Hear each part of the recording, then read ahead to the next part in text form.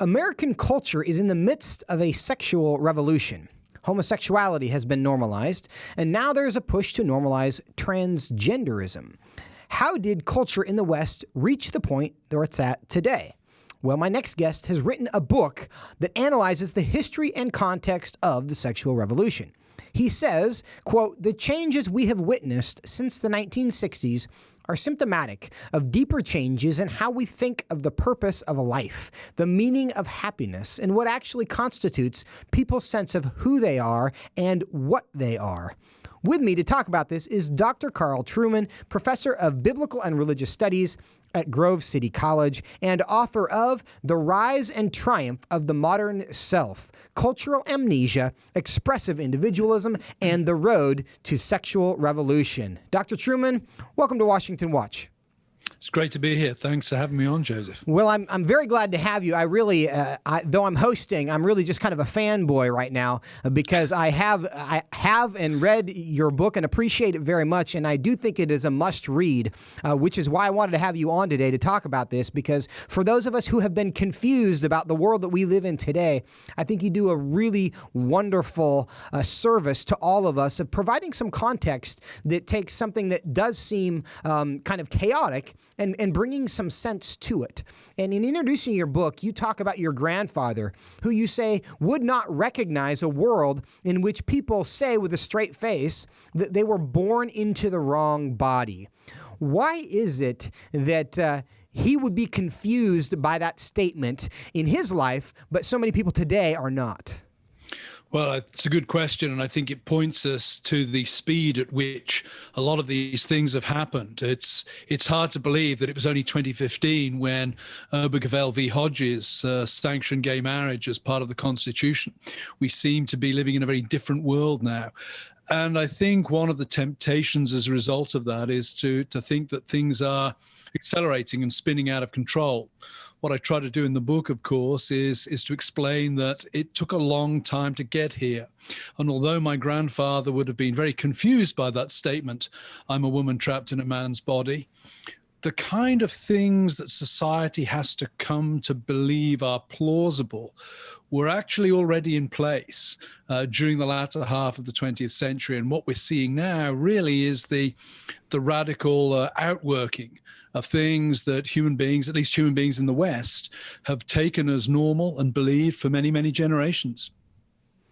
Now, you talk about the sexual revolution in great detail and kind of what it has done and how it has progressed.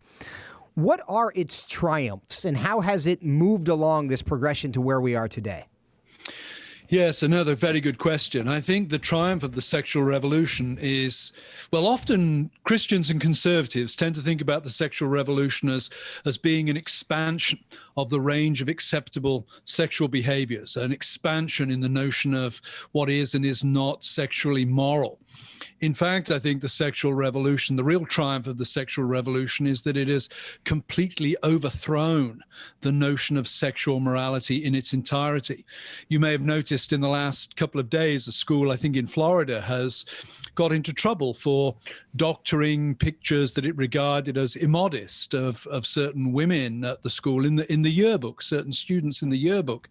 It's a fascinating example of the kind of thing I talk about in the book, because one of the things I say in the book is that the sexual revolution doesn't expand notions of things like modesty. It entirely abolishes them. And the way the media have leapt onto the school and parodied them and presented them as ridiculous for simply wanting to maintain a basic level of what, again, my grandfather would have regarded as modesty, is emblematic of the triumph of the sexual revolution, that it has not simply expanded traditional sexual morality to encompass other behaviors, other identities.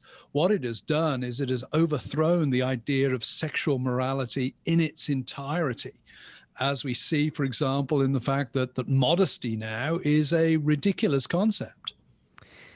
Why has that been important to the sexual revolution? Why is it important for them not to just say, well, your standard of modesty is unreasonable or too conservative? Why is it important for the sexual revolution to have entirely eliminated the idea that modesty is even a goal worth having? Yes, it's predicated, I think, on a completely different notion of freedom to that which traditional religious conservatives would have. For me, I believe there is such a thing as human nature, and I find my freedom and I flourish by identifying what human nature is and behaving in accordance with my human nature. The sexual revolution is predicated on the idea that every person is able to invent themselves, invent what makes them flourish for themselves. The net result of that in the political sphere, of course, is that if I try to impose my notion of human nature, or if I try to impose my notion of morality on society as a whole, if I try to make that normative, I'm actually engaged in an act of oppression. I'm actually preventing somebody from being fully free. So the very idea that society would have any notion of modesty is inherently oppressive in a situation where essentially we've come to identify individual freedom, and specifically sexual freedom, with that which allows the individual to be authentic and to flourish. You mentioned the idea of oppression there, and you talk about that at some length in your book, and how oppression used to be understood as something like slavery or apartheid or some kind of caste system where people were denied rights based on their class membership or their group membership of some kind. But now oppression has become something that's more psychological, where simply the expression of an idea, exposure to an idea is perceived and defined as oppression. Why is that important to what the sexual revolution has managed to pull off? Yeah, again, you're asking very, very good questions. That goes to the heart of the issue, I think. For my grandfather, if I'd said to my grandfather, Granddad, what is oppression? He would have said to me, it's not being able to find a job. It's not being able to get paid a fair day's wage for an honest day's work. It would have been very material. It would have been something, in some sense, one could point to and say, that is oppression.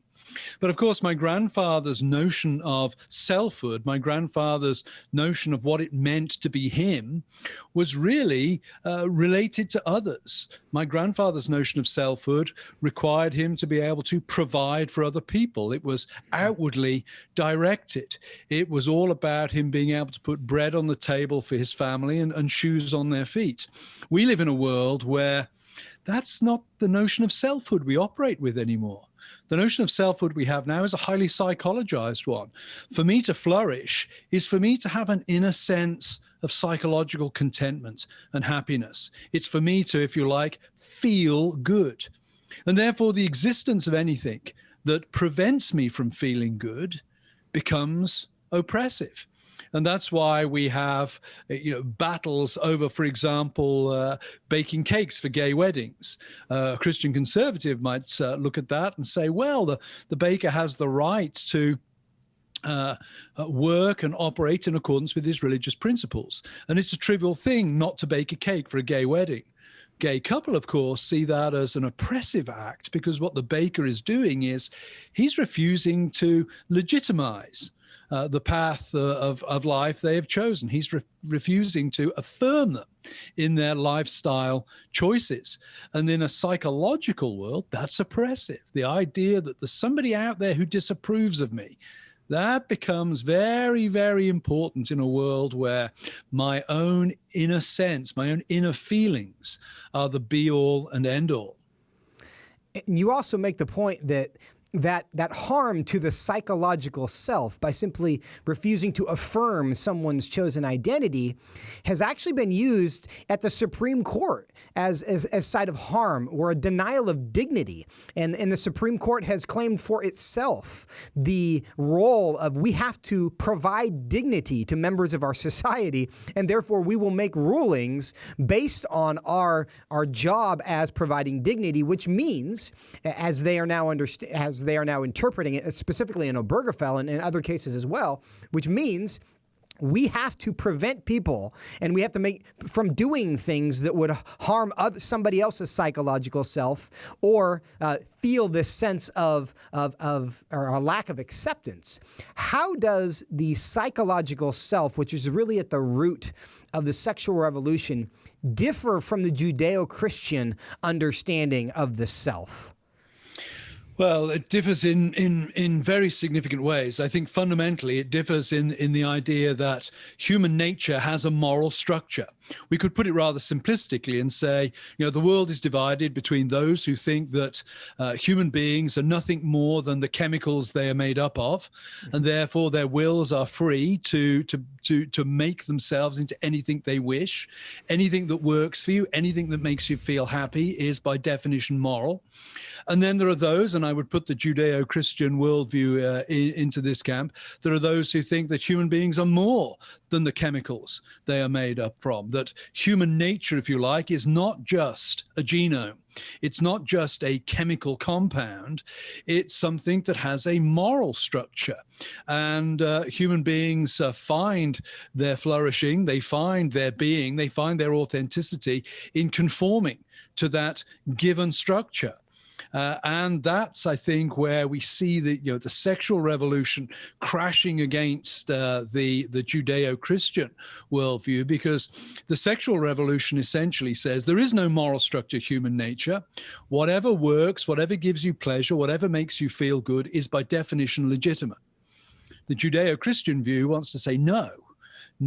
And of all things, sex that speaks to the nature of what a human being is. Of all things, sex has to be set within a moral structure in order for it to fulfill its proper purpose. So the sexual revolution really is the latest iteration of a strongly anti-Christian approach to human nature.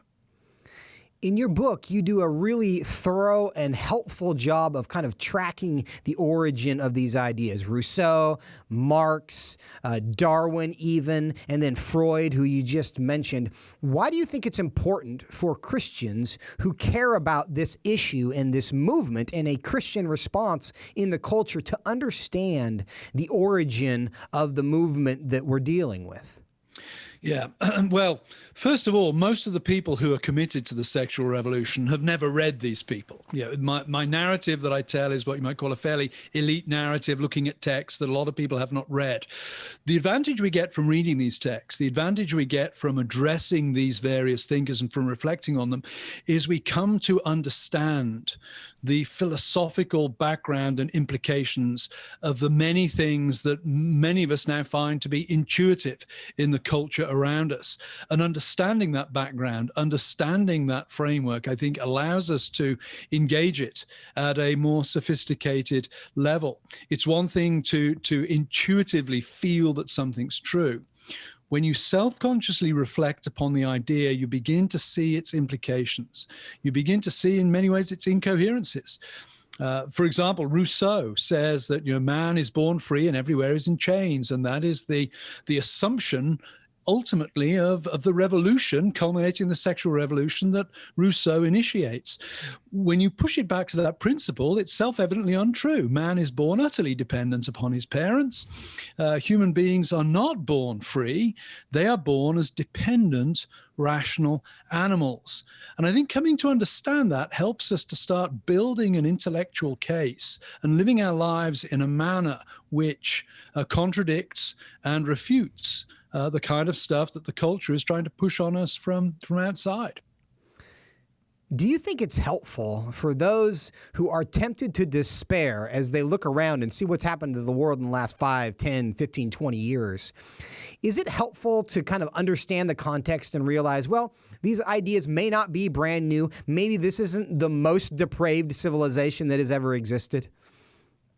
Yes, I mean, I think the temptation to despair is always there, particularly at a time of dramatic social change. I mean, many evangelicals in America feel that something that belongs to them is being stolen from them. And there's a tendency to overreact. There's a tendency to despair in such situations, especially when the odds seem overwhelming.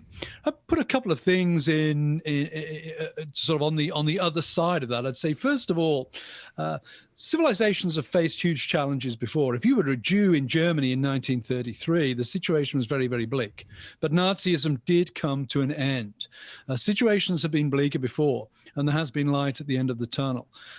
Secondly, as a Christian, we have the promises that, you know, the church is going to win at the end of time. Maybe not the American church, but Christ will win and the church will win at the end of time. And I think both of those things should stop us from despairing. It's appropriate to lament the situation. It's appropriate to lament the terrible human cost that the sexual revolution has brought in its wake. But lamentation should not become an excuse for us being passive in the face of these things. We need to educate our children. We need to make good arguments in the public square. And we need to hold to the truth. And the truth is that human beings have a moral nature. And ultimately, defying that goes nowhere. So I would say this is a time to lament, but it is not a time to despair. It's a time actually to regroup and think about a strategy as we move into the future.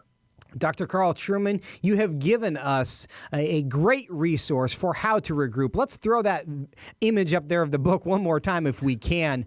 The Rise and Triumph of the Modern Self. Wherever you get books, go get it. You will be better for it. You need to read this book. It will help you be smarter and understand this, and also understand what to do about it. Dr. Trueman, thank you so much for joining us today on Washington Watch.